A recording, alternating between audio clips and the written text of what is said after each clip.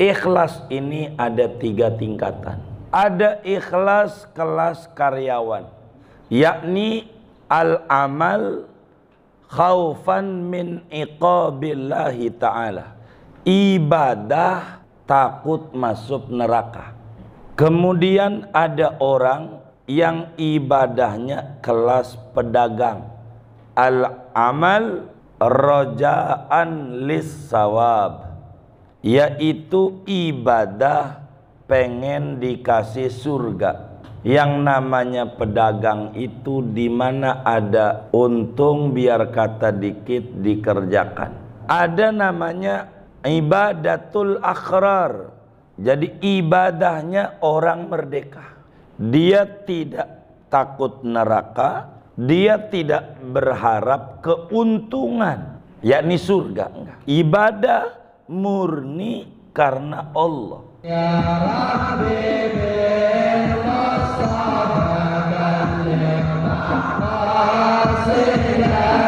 Bismillahirrahmanirrahim. Alhamdulillahi rabbil alamin. Wassalatu wassalamu ala sayyidina Muhammadin wa ala alihi wa sahbihi ajma'in. Amma ba'du, faqad qala al-imamul muallif rahimahullahu ta'ala wa nafa'ana bihi wa bi barakati ulumihi wa ghafara lahu wa li masyayikhihi wa li masyayikhina, amin. Ya Aliyu, wahai Ali, i'mal khalisan lillahi, beramallah kamu padahal ikhlas bagi Allah. Fa innallaha, maka sesungguhnya Allah, la yaqbalu, yaitu tidak menerima oleh Allah, illa man kana khalisan liwajhihi, kecuali orang yang ada yaitu ikhlas bagi zatnya Allah. Qala Allah Ta'ala, berfirman Allah Ta'ala, faman kana yarju liqa'a rabbih falyamal amalan salihan wa la yusyrik bi'ibadati rabbih ahada. Barang siapa ada oleh dia, yaitu berharap oleh dia liqa'a rabbih, akan berjumpa dengan Tuhannya, falyamal amalan salihan, maka hendaklah beramal dia amalan salihan, dengan amal yang soleh, wala yusyrik bi'ibadati rabbih ahada, dan tidak mensekutukan ia dengan ibadah kepada Tuhannya ahada, akan seorang pun. Wallahu a'lam bissawab. Bapak Ibu, saudara-saudara sekalian yang mulia, pagi ini kajian kita akan membahas tentang pentingnya ikhlas dan bahayanya riya. Kajian kita masih berbicara pesan-pesan Rasulullah sallallahu alaihi wa alihi wa sahbihi wasallam kepada Imam Ali bin Abi Thalib, dan tentu bukan kepada Imam Ali saja, tapi kepada kita semua sebagai umatnya baginda Nabi besar Muhammad sallallahu alaihi wa alihi wa sahbihi wasallam. Kata Nabi, ya Ali, i'mal khalisan lillah. Ali, kalau beribadah kepada Allah subhanahu wa ta'ala, maka hendaknya ibadah itu disertai keikhlasan kepada Allah subhanahu wa ta'ala. Jadi ibadah itu hadirin, kalau pengen diterima oleh Allah Subhanahu wa ta'ala, maka ibadah itu harus berangkat daripada ikhlas. Lawanannya adalah riya. Riya ini penyakit. Riya itu adalah pamer. Riya itu adalah kerinduan ingin dipuji orang dari ibadah yang dikerjakan. Orang riya tidak ada ganjarannya sama sekali dari ibadah yang dikerjakan. Jadi ibadah kita ini tidak dituntut banyak oleh Allah, tapi dituntut benar. Apalagi udah benar banyak. Benar dulu ibadah nih. Riya tuh kayak apa ya? Riya tuh begini. Ada orang suaranya enak, jadi bagus gitu, suaranya merdu, tapi enggak pernah dia pakai buat adzan, enggak pernah adzan. Tapi kalau ada temennya adzan, dibuli mulu sama dia. Adzan suaranya kayak begitu kata dia. Enak juga kagak. Padahal suara dia enak, tapi disuruh adzan enggak mau. Satu hari kemudian dia adzan. Satu hari temennya menyinggung dia. Ente ini adzannya enak banget, kenapa enggak mau adzan? Kenapa sekarang ini adzan? Kata dia, supaya Pak Haji Ahmad yang rumahnya samping masjid itu tahu kalau calon mantunya suaranya enak.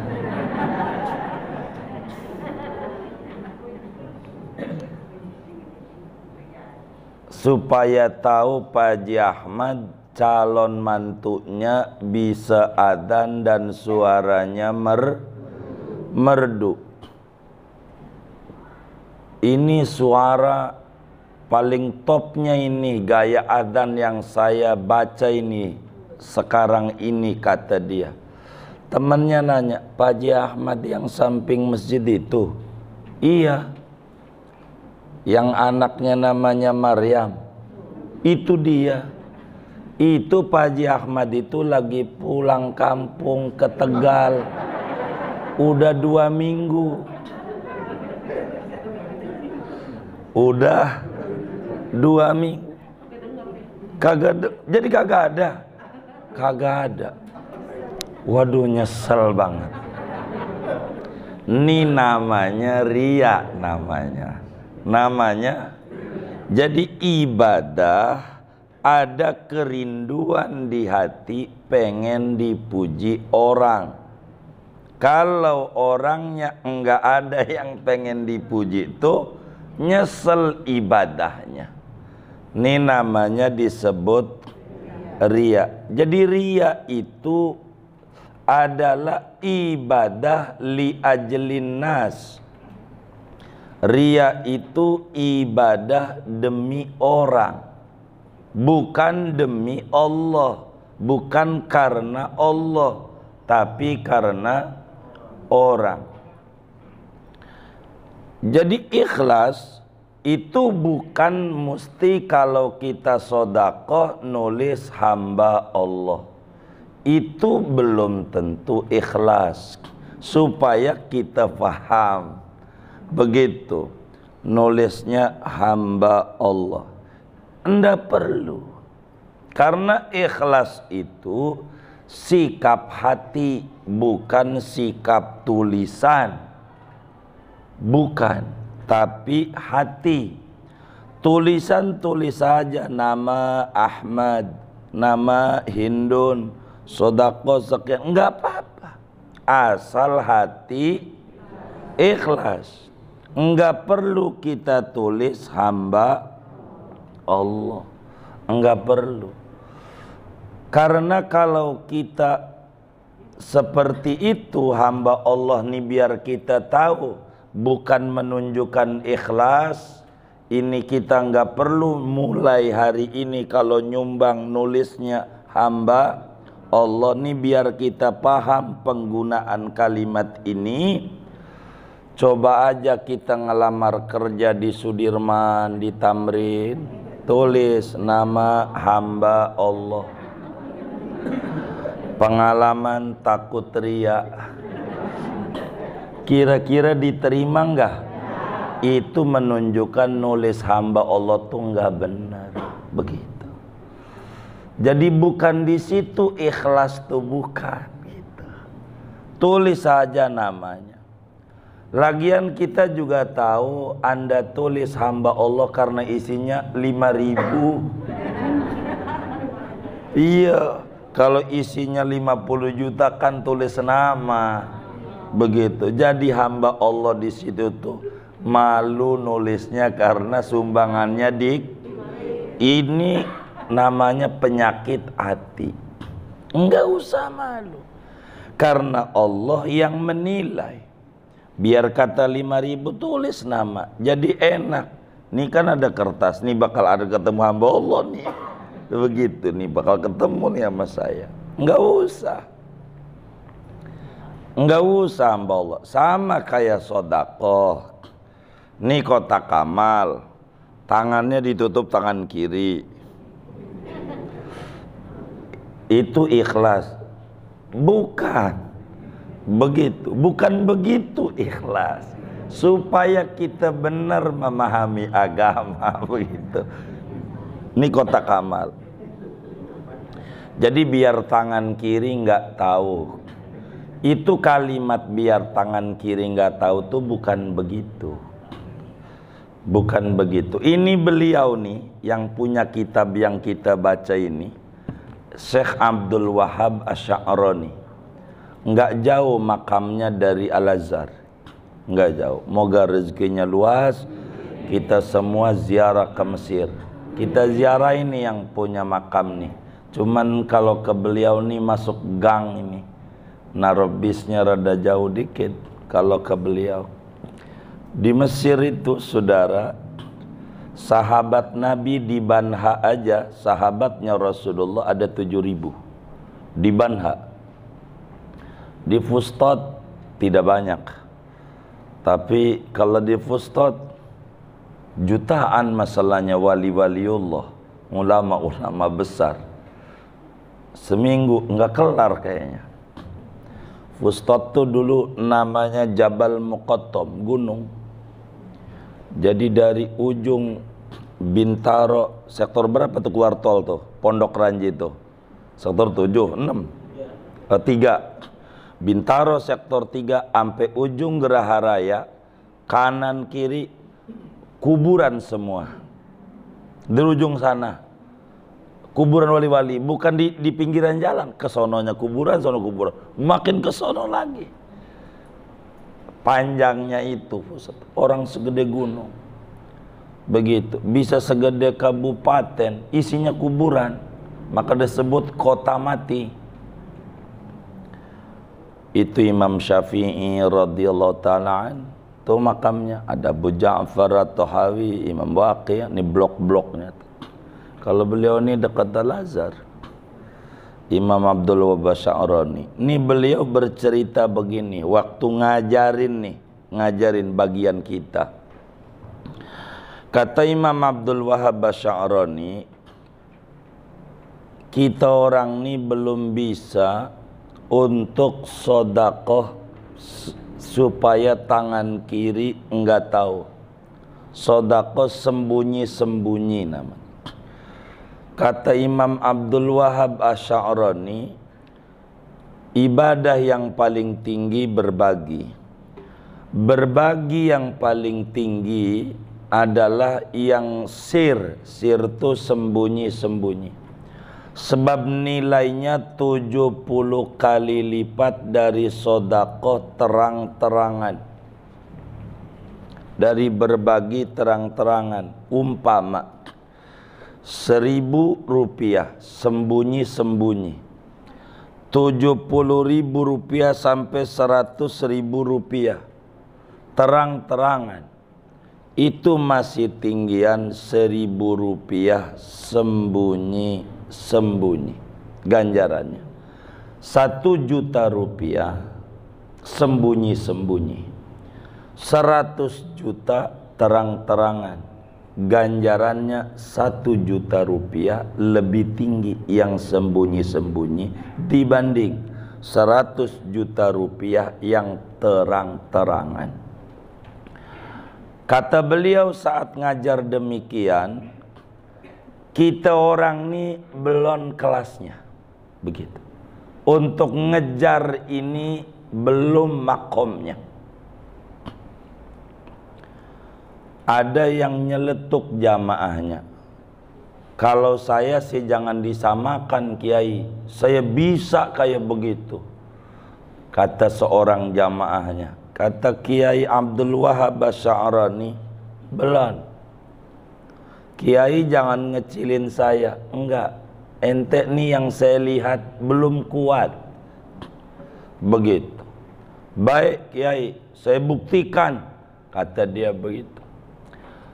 Maka kemudian itu, ini si jamaah ini beli beras sekarung, dibagi kepada orang miskin.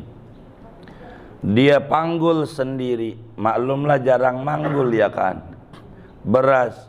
Jadi pagi-pagi jam 4 menjelang subuh itu udah manggul beras, dibawa ke rumah orang miskin.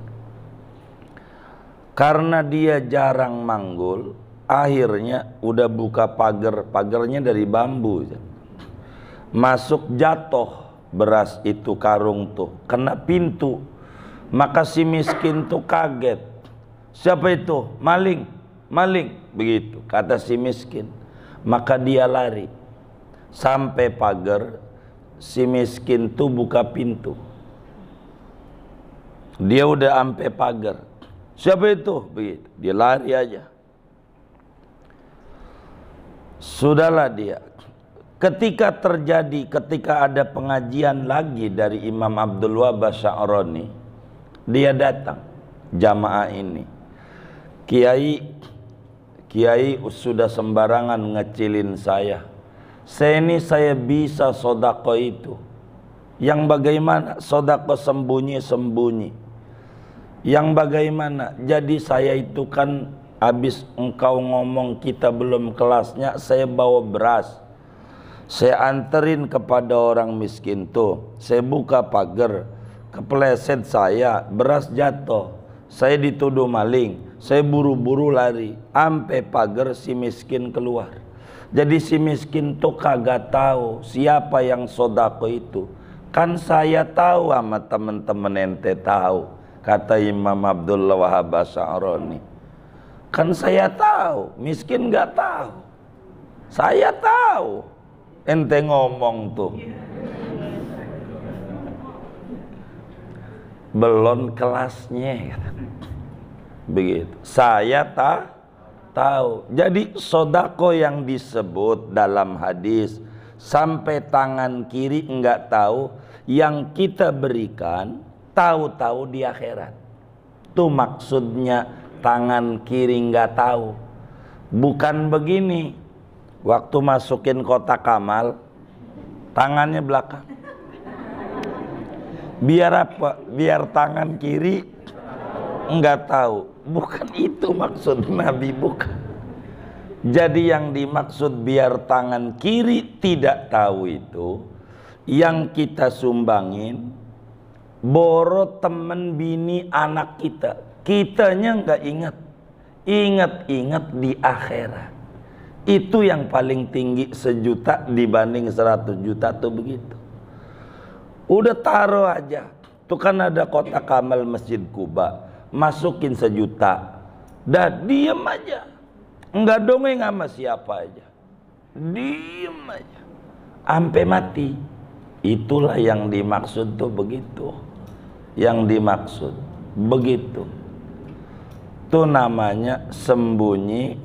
Sembunyi. Itu maksudnya begitu. Jadi kayak lupa aja udah. Tuh maksudnya sembunyi.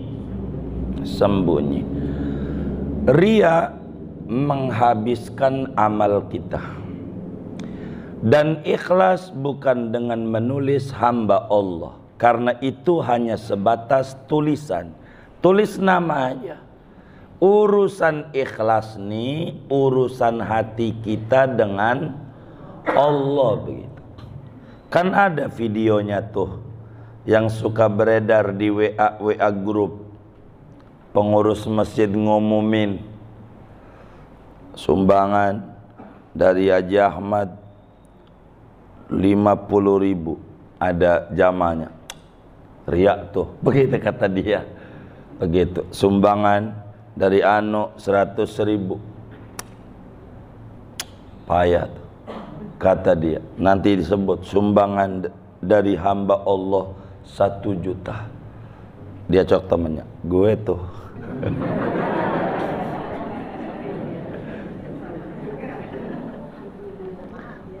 Iya sama aja katanya tuh. Sama aja katanya. Ada orang namanya hamba Allah. Hamba Allah. Akhirnya ada tetangganya ngomong begini, tuh orang gak pernah nyumbang di Masjid Kuba.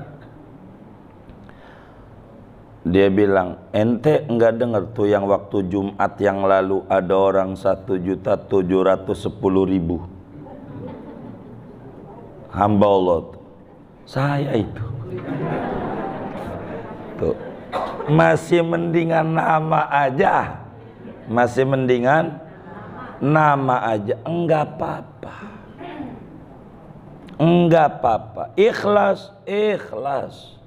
Ikhlas mah urusan hati. Kita jangan kasih nama kita hamba Allah. Payah kita. Nyatetnya susah pengurus masjid dari hamba Allah. Begitu. Jadi tulis nama aja. Ikhlas tuh urusan hati. Enggak apa-apa. Ria enggak apa-apa. Latihan. Yang penting hatinya demen berbagi dulu, demen ibadah.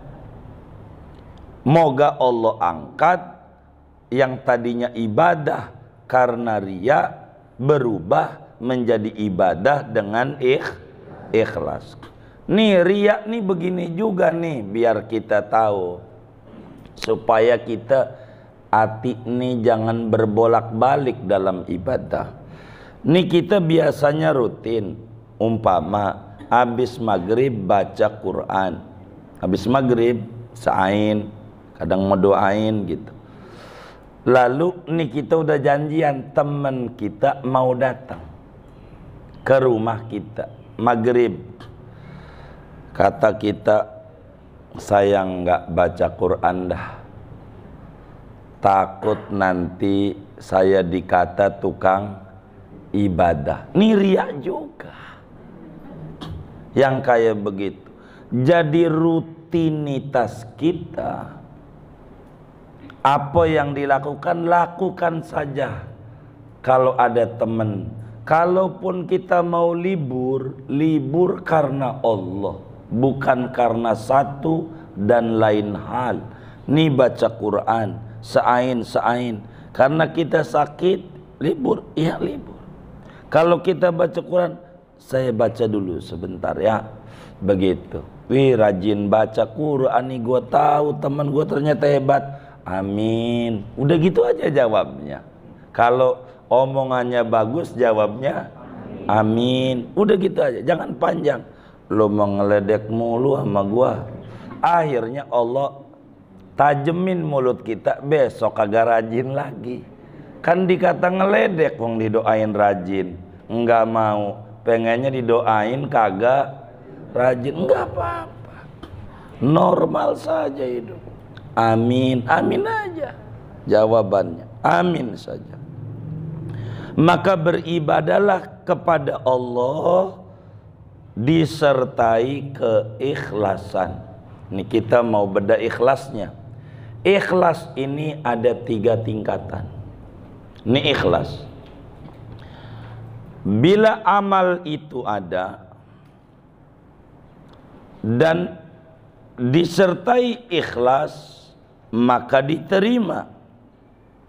Cuman ikhlas itu ada 3. Ikhlas.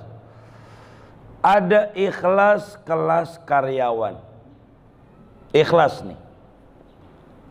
Ada ikhlas kelas karyawan. Ini ikhlas kelas rendah. Enggak apa-apa, ikhlas juga. Yakni al-amal khaufan min iqabillahi ta'ala. Ibadah takut masuk neraka. Itu namanya ikhlas juga tuh, biar kita nggak salah. Jadi ibadah alasannya, motivasinya takut disiksa. Takut disiksa. Itu namanya karyawan, kelasnya di mata Allah. Jadi yang namanya karyawan itu kenapa dia masuk kerja lari-lari, ini udah telat, sebab takut dipecat. Yang ibadah nih takut dimasukkan ke neraka, ini namanya kelas karyawan. Kemudian ada orang yang ibadahnya kelas pedagang, pembisnis. Apa itu kelas pedagang? Al-amal roja'an lis-sawab, yaitu ibadah pengen dikasih surga. Ini ikhlas. Ibadah pengen dikasih surga. Sedekah biar kita warungnya laris.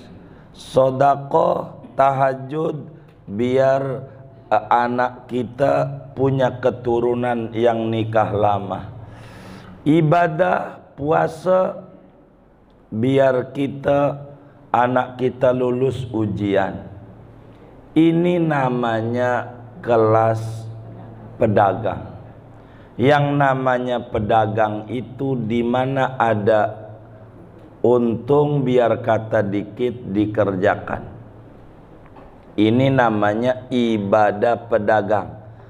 Golongannya disebut ubadut tujar, tukang ibadah yang dagang.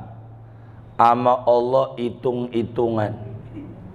Ini tahajud nih, bakal ninggiin derajat, mau dia kerjakan. Baca ini nih, bakalan warung laris, dia mau. Ini namanya kelas pedagang. Jadi carinya untung aja. Jadi Tuhan itu buat dia bahan untuk sebagai beli, dia yang bakalan jual. Ibadah dijual dengan balasan surga, balasan dagang laris, balasan ini. Ini ikhlas. Tapi ikhlas pedagang. Masih ikhlas biar kita enggak menghina orang. Kan sering Ustadz Yusuf Mansur bilang kalau begini nih nanti begini nih. Nah, ini sama Tuhan pakai disogok-sogok begitu. Bukan, ini Ustadz Yusuf Mansur tuh nerangin, ngajak orang untuk masuk pada sedekah kelas pedagang. Kalau ikhlas nggak usah begitu-begitu, sedekah aja. Ini berkelas, jiwa manusia tidak sama. Jangan dicela, nggak apa-apa kayak beliau, karena ada kelas-kelasnya. Nanti juga kalau sudah masuk di kelas yang tertingginya, Orang nggak usah pakai dibilangin begitu. Motivasi berbagi, motivasi beribadah, ibadah saja. Nanti juga begitu. Nah, ada namanya ibadatul akhrar. Jadi ibadahnya orang merdeka. Dia tidak takut neraka, dia tidak berharap keuntungan, yakni surga, enggak. Ibadah murni karena Allah. Ini ikhlas, kelas tingginya ikhlas. Contoh nih, biar mudah. Di zaman dahulu ada orang tahajud tiap malam 200 rakaat tiap malam. Itu begitu 200 sholatnya. Ini kita orang dulu begitu. Itu dia enggak berhenti selama 50 tahun. Jadi setiap malamnya begitu. Udah ini istiqomahnya dia begitu 50 tahun. Enggak pernah putus tuh 200 rakaat. Lalu setelah 50 tahun dia tahajud, didatengin malaikat. Nih orang, Tuhan, malam itu disampaikan, Tuhan ini catatan yang saya lihat, meski ibadahnya sudah 50 tahun dengan 200 rakaat enggak putus, catatan di tangan saya ini informasi dari Allah, Tuhan ini ujungnya masuk neraka. Malaikat tuh bilang ujungnya masuk neraka. Saya mau potong dulu cerita ini. Andai orangnya kita, kan saya potong tuh. Andai orangnya kita ibadah tiap malam enggak putus, lalu disampaikan tuh ada malaikat datang, ibu, biar ibu ibadah kayak begini, ujungnya masuk neraka. Kira-kira mau diterusin berhenti? Mau diterusin apa berhenti? Ini yang bener nih. Ini orangnya kita nih. Ini catatannya loh, kata malaikat. Ujungnya ente nih, ujungnya. Ini catatannya. Ujungnya masuk neraka. Tuh, iya ujungnya. Itu kalau orangnya kita, ini ngaji aja dah, saya ganti tuh cerita itu. Artinya ntar saya terusin cerita itu biar gampang. Ini ngaji, ini kan rajin nih Bapak Ibu nih ngaji Ahad pagi. Itu ada malaikat nyamperin biar ente ngaji rajin.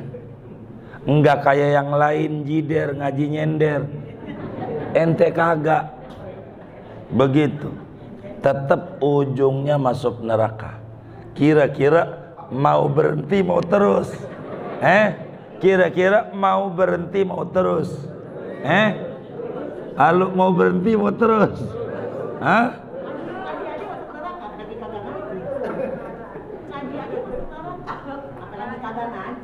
Iya. Mau terus mau enggak? Terus. Oh, terus. Tuh kata kita, buat apa kita ibadah? Toh ujungnya masuk neraka. Itu jiwa kita. Maka ini orang, biar Anda tahajud 50 tahun ndak putus, ujungnya masuk neraka. Kata dia, enggak apa-apa. Ini orang nih, enggak apa-apa. Iya, enggak apa-apa. Saya ini ibadah bukan karena takut neraka, bukan juga karena pengen dimasukin ke surga. Itu mah prerogatif Tuhan itu mah.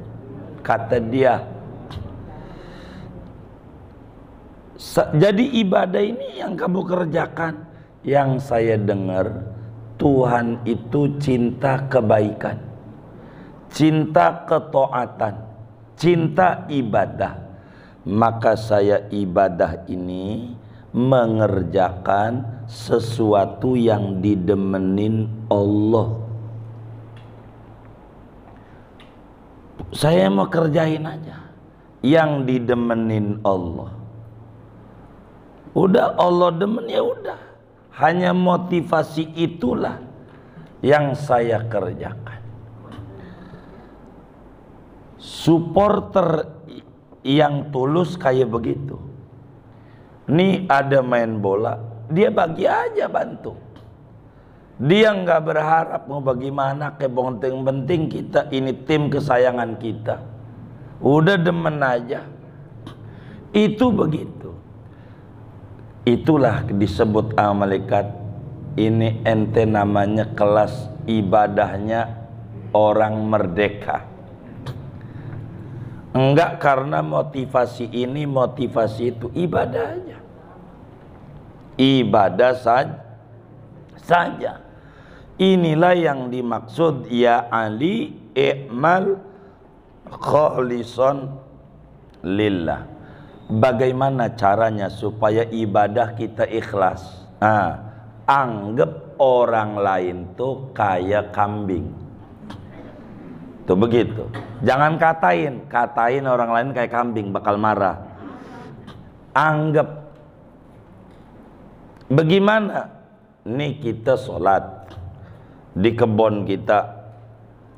Ini ada kambing nih, doa kita ngangon kambing. Sholat qobliyah dhuhur 4, sholat dhuhur ya tentu 4 rakaat, ba'diyah dhuhur 4. Kira-kira di hati kita terbesit enggak pengen dipuji sama kambing? Kira-kira enggak. Kenapa enggak pengen dipuji kambing? Kenapa? Karena ini kambing kagak punya surga, ini kambing kagak punya neraka. Karena kita di hatinya sadar ini kambing enggak punya surga yang perlu diimpikan. Karena ini kambing ini kita sadar enggak punya neraka yang perlu kita takuti. Normal saja kita hati ibadah. Tak ada terbesit kerinduan dipuji kambing. Tak pernah ada ketakutan nanti dijeblosin oleh kambing ke neraka. Enggak. Bila kita samakan teman-teman kita, dia juga sama kok kayak kambing. Enggak punya surga, enggak punya neraka. Kenapa kita ibadah harus karena orang? Kan sama. Enggak ada surga, enggak punya neraka. Jadi bila kita sudah menganggap sama di jagat raya, sehingga ibadah tidak termotivasi A, B, C, D, inilah yang disebut i'mal khalisan lillahi. Ibadah ikhlas karena Allah subhanahu wa ta'ala. Ikhlas. Sebab apa? Sebab Allah enggak bakalan terima ibadah yang tidak ikhlas, yang enggak ada ganjarannya. Kata Allah, ana aghnas syuraka, aku itu orang, aku itu Tuhan yang tidak butuh digandengkan dengan yang lain. Kalau orang itu ibadah motivasinya dua, karena ada kerinduan dipuji orang, maka aku nggak ngambil. Silahkan. Maka disebut ria itu syirik tersembunyi, syirik kecil, ria. Begitu. Namanya asyirkul asghar, syirik kecil. Apa itu syirik kecil? Syirik besar menduakan Tuhan pada ibadah. Syirik kecil pada niat, motivasi ibadah. Oleh karena itu, supaya bagus kita ibadah nih dan kelasnya tinggi, kalau bapak ibu demen puasa, biar diet. Jangan karena biar diet, udah karena Allah aja puasa mau bagus. Ntar juga diet mau hasil. Bahasa gampangnya goreng aja kelapa, ntar juga minyak mau keluar sendiri. Udah ibadah aja, ikhlaskan dalam ibadah. Al-Quran di ujung surat Kahfi, surat yang menyelamatkan kita daripada fitnah Dajjal. Kalau kita baca malam Jumat, siang Jumat, jangan tinggallah minimal sekali. Malam Jumat setengah, siang Jumat setengah. Kan kita demen kredit, jadi malam separoh, siang separoh. Ini paling rendahnya kelas dalam baca surat Kahfi. Paling rendahnya malam separoh, siang separoh. Naik lagi kalau udah doyan, malam sekali, siang sekali. Ajarannya begitu. Naik lagi, malam 2 kali, siang terakhir malam 3 kali, siang 3 kali. Udah deh tuh ajarannya baca surat Kahfi Jumat. Ini nyelamatin beneran. Kalau yang tukang baca surat Kahfi enggak bakalan bingung ngadepin zaman ini. Surat Kahfi nih khasiatnya beneran, biar kita diberi ketenangan sama Allah. Beneran, enggak goyang dalam menghadapi kehidupan. Enggak goyang. Bukan kita enggak takut, waspada itu perlu, tapi tidak berlebihan. Tidak berlebihan. Ini surat Kahfi pentingnya, kudu dibacalah. Orang dulu hafal surat Kahfi. Di ujungnya Allah sampaikan, faman kana yarju liqa'a rabbih falyamal amalan sholihan wala yusyrik bi ibadati rabbih ahada. Siapa orang yang berharap jumpa dengan Allah, dapetin surganya Allah, dia mendapatkan banyak rahmat dari Allah, kuncinya beramal soleh disertai keikhlasan. 2. Falyamal amalan solihan, beramal soleh, wala yusyrik bi ibadati rabbi ahada, disertai keikhlasan. Kita ibadah harus ikhlas. Ikhlas tuh kayak apa ya? Biar gampang, tergantung sudut pandang. Kalau berbicara sholat, kayak kita yang penggembala kambing tadi. Kalau bab berbagi, ikhlas itu kayak, mohon maaf, itu ikhlas. Ikhlas tuh kayak kayak pipis. Nih jamaah nih, di rumahnya punya sepiteng nggak? Hah? Punya WC enggak? Punya. Saya mau tanya, sudah pernah hitung-hitung belum? Udah berapa liter ya kencing saya yang masuk ini di sepiteng nih? Udah pernah ngitung belum? Hah? Enggak. Ada enggak rencana pulang dari ngaji ini pengen ngitung? Itu ikhlas namanya. Itu namanya ikhlas. Terbesit pengen ngitung aja kagak. Itu namanya, biar gampang. Saya contoh yang rendah-rendah, gampang ngingetnya. Itu ikhlas. Jadi kita nggak pernah ngitung sudah berapa ya kencing saya yang masuk di sepiteng ini. Sehari 1,5 liter kali umur sekian. Enggak ada. Sampai kita terbesit pengen ngitung aja kagak. Itu ikhlas. Tapi saudara, saya sebagai penutup ini hadis, andai kita belum ikhlas, jangan berhenti beribadah. Saya meminjam kalamnya Ibnu Athaillah As-Sakandari dalam hikamnya. Kita pinjam dengan bahasa la tatrukil amal. Jangan Anda tinggalkan ibadah lantaran masih ada riya di dalam ibadah Anda. Sebab ibadah masih ada riya masih lebih bagus.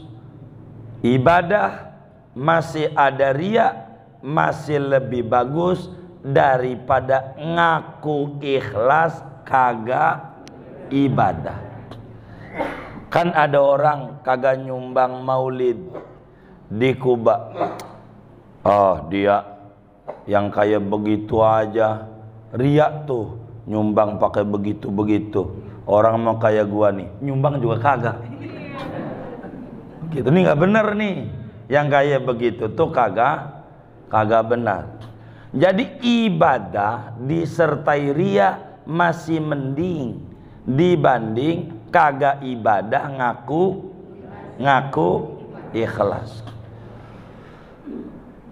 Sebab dengan keistiqomahan yang ada, moga-moga Allah angkat derajatnya dari ibadah disertai riya, diangkat derajatnya dengan ibadah penuh keikhlasan, dan itu tidak sulit di mata Allah. Kemudian yang namanya riya dan ikhlas enggak bisa diucapin. Malaikat tidak tahu kita riya apa kita ikhlas, enggak tahu. Malaikat yang kelasnya orang suci, makhluk suci, enggak tahu. Banyak hadis menjelaskan ini. Kita riya, kita ikhlas, malaikat tidak tahu. Bila malaikat saja yang suci enggak tahu, maka kita mulai hari ini tidak boleh mengata dia riya. Itu berarti kita sudah menyamain Tuhan. Ada orang sodako banjir, bagi-bagi mie ke tetangganya, dianterin sendiri. Tuh orang tuh, dia riya tuh, riya. Itu ngomong begitunya tuh dosanya ditumpahin ke bumi nggak muat. Ngomong begitu doang tuh. Kata kita riya loh, tuh begitu tuh dosanya gede banget. Jadi mulai detik ini kita enggak usah ngomong sama orang riya dia. Karena riya dan ikhlas urusannya Allah saja, malaikat kagak tahu. Enggak ada makhluk yang tahu. Enggak ada. Riya ikhlas enggak ada. Allah doang. Sehingga kalau kita bilang dia riya, itu adalah sudah kita jauh memasuki wilayah Tuhan. Enggak boleh kita robah tuh pola pikirnya begini. Ada orang sodako bagi mie, dianter-anterin. Kata kita harus muncul, jangan riya. Itu orang lagi ngajarin kita pada biar sodakoh kayak dia. Begitu yang harus muncul. Begitu. Itu orang dia ngajarin kita biar kita sodakoh kayak dia. Tuh, begitu. biar kita enggak ada sentimen negatif yang merusak amal kita dengan menuduh riya itu. Kita enggak usah, karena enggak bisa masuk wilayah itu, enggak bisa. Jadi kita enggak boleh menuduh orang lain riya, enggak bisa, karena ini bukan wilayah makhluk, wilayah Allah. Tapi masalahnya dia masa kayak begitu, sodakonya dia di panggung apa namanya itu, ngundang yatim 10 Muharram 1000, itu lagi ngajarin kita, namanya nyontohin. Jadi supaya orang kaya yang lebih kaya dari orang itu berbuat kayak begitu juga, biar enggak numpuk di situ aja. Munculin begitu, daripada kita muncul riya tuh kelakuannya enggak bener. Masih mending dia enggak bener tapi sodakoh, daripada kita nyelak mulu kagak. Ada enggak model begitu? Yang mana orangnya? Ini enggak benar. Jadi kita yang ngaji ini mulai detik ini tidak boleh ngomong sama orang lain dia riya, nggak usah, karena itu menyalahi agama. Karena ini bukan untuk diperbincangkan, tapi untuk dihayati dalam hati kita, ini terjangkit virus ini atau tidak, begitu. Karena virus riya lebih berbahaya daripada virus corona. Kalau corona udah mati bas, paling ditaruh di ini, itu tuh apa belakang tuh, Jombang, Rawalele, paling Rawalele habis. Tapi kalau riya ini sampai akhirat terus ngikut kita, bahaya, ibadah kita habis. Jadi oleh karena itu pelan-pelan kita beribadah, jangan takut. Kalau ada nih di hati perasaan muncul, kalau gua ngasih nih ya kotak amal nih 50.000, tar dikata ini riya lagi, itu yang muncul begitu, isi aja. Kalau pokoknya apa aja, kalau gua baca Quran nih, ada teman kita datang nih nanti dikata gua rajin baca Quran, tuh hati tuh lawan terus, baca aja, jangan berhenti, jangan gitu, terusin. Kita bilang sama teman kita, "Pok, tunggu sebentar ya, saya mau namatin nih dikit lagi nih, seain, redoin ya," begitu. Wah rajinnya, amin, begitu, sebentar ya, gitu. Begitulah kita, supaya jangan terganggu dalam ibadah ini, begitu. Maka Nabi bilang, Ali, ibadahlah disertai keikhlasan, sebab yang diterima sama Allah ibadah yang disertai keikhlasan. Mudah-mudahan kita bersama diberikan taufik dan hidayah untuk beribadah kepada Allah sampai akhir hayat kita disertai keikhlasan. Amin ya rabbal